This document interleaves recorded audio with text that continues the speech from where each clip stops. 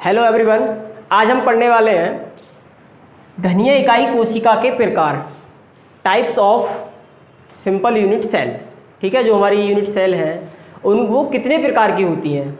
तो देखो, मैं आपको थोड़ा सा इसका बेसिक इंट्रोडक्शन दे रहा हूँ कि जो हमारे प्रकार जो होते हैं यूनिट सेल के, इकाई सेल के, वो होते हैं हमारे दो टाइप्स के। ठीक है, एक तो होता है हमारा प्रिमिटिव यूनिट सेल और एक होता है नॉन प्रिमिटिव यूनिट सेल। ठीक है, तो अब हम केवल जो पढ़ने वाले हैं वो पढ़ने वाले हैं हम घनीय इकाई कोशिका के प्रकार। तो ये होते हैं हमारे 3 टाइप्स के। कितने टाइप्स के? 3 टाइप्स के, जिसे हम बोलते हैं, आपने पढ़ा होगा SCC, BCC, FCC। ठीक है, इसको बोलते हैं हम सरल घनीय कोशिका। ठीक है, इसको बोलते हैं बॉडी सेंटर सेल, इसको बोलते हैं फेस सेंटर क्यूबिक सेल। ठीक है, अब इनको हम एक एक करके देखते हैं। ठीक है, इनकी परिभाषा क्या है, ठीक है, और किस तरीके से है ये। इसको तो घनीय इकाई कोशिका के जो प्रकार में जो पहला प्रकार है वो है साधारण घनीय इकाई कोशिका, जिसको हम सिंपल बोल देते हैं SCC, या SCC का मतलब है सिंपल क्यूबिक यूनिट सेल। ठीक है, इसकी जो परिभाषा क्या है, इसकी परिभाषा है वे घनीय इकाई कोशिका जिसके केवल कोनों पर ही अवयवी कण उपस्थित होते हैं। अवयवी कण जैसे परमाणु हो सकता है, अणु हो सकता है, या आयन हो सकता है। इनके निर्माण में एक ही कण का योगदान होता है। जैसे कि मैं आपको एक फिगर बना के समझाऊं इसका, तो कुछ इस तरीके से है।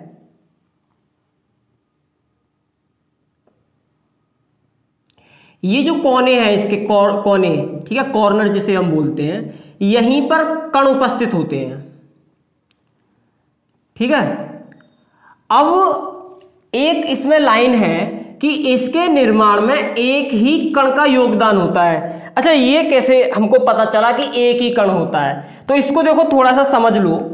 जैसे हम कणों का कंट्रीब्यूशन निकालें कि एक यूनिट, एक simple unit, simple cubic unit cell में, एक सिंपल यूनिट सेल में जो इकाई कण है उसका योगदान एक है। वो किस तरीके से, देखो ऐसे समझ लो कि ये मेरे पास एक ये है। ठीक है, आप ऐसे समझ सकते हो कि जिस भी आप रूम में बैठे हो, एक अपना रूम देखो। ठीक है, जो रूम है, रूम का पूरा स्ट्रक्चर है, उसको कंसीडर करो और उसमें ये देखो कि एक जो कॉर्नर है, ठीक है, अपने रूम का। जैसे कि मैं एक एग्जांपल बताऊं, आपको समझाऊं। देखो, जैसे कि ये है एग्जांपल, मान के चलो, इसको समझ लो। जैसे कि ये डिब्बा, ठीक है, इसका एक कॉर्नर ये है। ठीक है, इस कॉर्नर पर एक एटम है हमारा। ठीक है, अब ऐसे मान चलो कि इसमें बहुत सारे क्या कि मैं आपके, देखो, एक तो यहां पर होगा ऐसा ही सेम, एक होगा इधर और एक होगा इधर। देखो, एक तो यहां होगा और एक यहां पर और एक यहां पर। इस तरीके से 4 हो गए और 4 ही इसके ऊपर होंगे। देखो, 4 इसके ऊपर ऐसे ही सेम होंगे। तो कितने हो गए? 8 हो गए ना। तो हम बोल सकते हैं कि 8, तो ये हमारे कितने, देखो, एक जो कण है, जैसे एक ये वाला कण है, ये वाला कण कितने वाले सिंपल यूनिट सेल में कंट्रीब्यूट कर रहा है? 8 में। तो मतलब हम बोलेंगे कि 8 हमारे पास कण हैं और एक जो कण का कंट्रीब्यूशन है एक सिंपल यूनिट सेल में वो है 1/8 इतने का। ठीक है, कितने का कंट्रीब्यूशन है? 1/8 का। तो ये कट जाएगा तो ये आएगा 1। इस तरीके से हमने बोला कि योगदान जो है एक ही कण का होता है इसमें। समझ रहे हो ना? जैसे कि 4 तो इधर होंगी, 4 इसके ऊपर होंगी, तो 8 हो गई ना यूनिट सेल। देखो, एक यहां हो गई, एक इसके बैक में हो गई, एक इसके राइट में, एक इसके लेफ्ट में, एक लेफ्ट में, एक राइट में, और एक फ्रंट में सामने, और एक बैक में। तो 4 हो गई, 4 ही ऐसी ऊपर होंगी।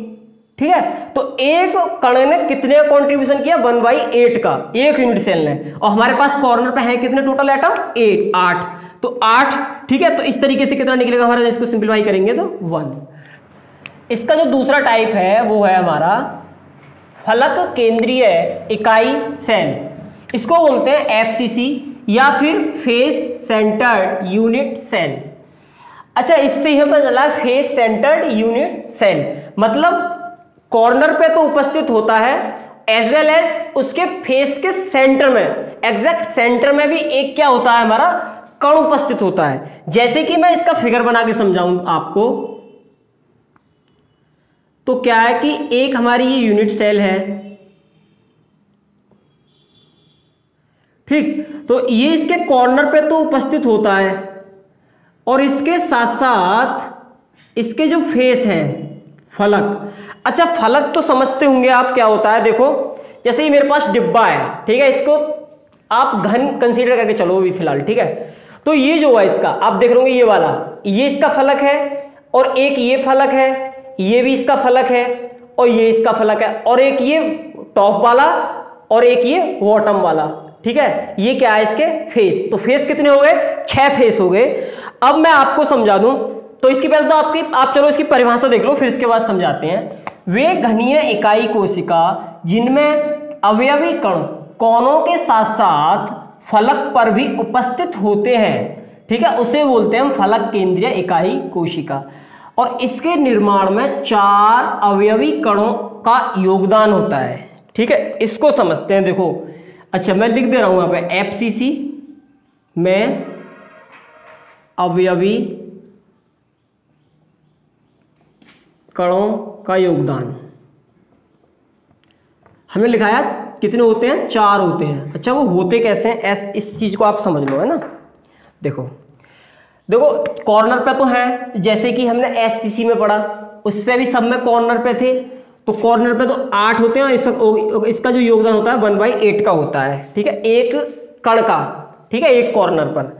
अब जैसे कि मैं आपको बताऊं, आप ये देख रहे होंगे, इसका ये फेस है, ये वाला, ठीक है। इस फेस के बिल्कुल एग्जैक्ट सेंटर में एक हमारा अवयवी कण होता है और ये बॉटम वाला है, टॉप वाला है, और इसके बॉटम वाले पे भी होता है। ये जो इसका राइट वाला है इस पे भी, और ये लेफ्ट वाले, ठीक है। और ये फ्रंट वाला, एक देखो जैसे कि ये है, तो एक तो ये फ्रंट वाला हो गया और एक ये बैक वाला हो गया, ठीक है। ऐसे ही इस तरीके से एक ये टॉप, ये बॉटम, ये राइट, ये लेफ्ट। तो ऐसे देखो, जो फ्रंट पे है ऊपर, ये सामने, तो एक तो यहां होता है और एक इसके बैक वाले पे भी होगा, तो बैक वाले के यहां पर है। तो अब योगदान कितने का है? देखो कॉर्नर पे तो होगा 1/8 का प्लस। अब देखो यहां समझो, जैसे कि ये हमारा फेस है, इस फेस पर एक हम ले लेते हैं अपना एटम, ठीक है, दिख रहा है ये वाला। तो इसका इस वाली यूनिट सेल पे कितने का कंट्रीब्यूशन है? जैसे कि मैंने आपको बताया, मान चलो एक और आएगा जाके इसके ऐसा ही सेम यहां पर आएगा, जो कि ऐसे होगा कुछ, ठीक है, ऐसे इसके साथ आएगा ना ऐसे, तो 2 आपस में इस तरीके से कनेक्ट होंगे। तो इस वाले का जो कंट्रीब्यूशन हो गया, योगदान हो गया, देखो आधा यहां गया और आधा इस वाले पर आएगा, जो इसके जस्ट इसके पास में होगा, ठीक है। ऐसे ही तो है, हम कोई भी क्रिस्टल जालक लगेंगे मतलब यूनिट बनेगी, तो जैसे बहुत सारी यूनिट, सिंपल यूनिट मिलकर बनती है, एक यहाँ पर, एक यहाँ, एक यहाँ, एक यहाँ पर, तो ऐसे होगा। तो 1/2 का योगदान होता है। तो हम कह देंगे कि देखो ये वाला है, फेस कितने होते हैं? 6 हमारे, तो 6 हमारे एटम होते हैं, और एक एटम का जो योगदान होता है कण का, वो कितना होता है? 1/2 का फेस पर, समझ रहे हो ना। क्योंकि एक यहाँ पर आएगा ऐसे ही सेम, एक यहाँ पर और एक ये है ही, तो इन दोनों को ऐसे मिलाएंगे तो 1/2 का ही तो होगा। एक का इसका योगदान है हाफ का और हाफ का इस वाले का होगा, तो 1/2 का। तो ये निकलेगा हमारा कितना हो गया? 1 3 जा, तो कितना हो गया? 1 + के 3 कितना हो गया? 4। तो ये हमारा कणों का जो योगदान हो गया 4 हो गया। अब इस कणों के योगदान को हम बोलते हैं क्या? Z = 4, ठीक है, ये हो गया एक। अभी हम केवल बात कर रहे हैं एक यूनिट सेल की, ठीक है। अब इसका थर्ड टाइप देख लेते हैं क्या है। इसका जो तीसरा प्रकार है वो है हमारा अंतः केंद्रीय इकाई कोशिका। इसको बोलते हैं बॉडी BCC या फिर body centred unit cell, body centred unit cell. तो इसकी डेफिनेशन क्या है? इसकी डेफिनेशन एक बार देख लो, फिर इसको समझाता हूं। वे घनीय इकाई कोशिका जिसमें अवयवी कण कोनों के साथ साथ फलक के केंद्र पर भी उपस्थित होते हैं, इसको बोलते हैं हम क्या? अंतः केंद्रीय इकाई सेल। और इसके जो निर्माण में जो अवयवी कण हैं उनका योगदान होता है 2 का। जैसे कि फिगर के थ्रू समझते हैं, ये हमारा एक यूनिट सेल है,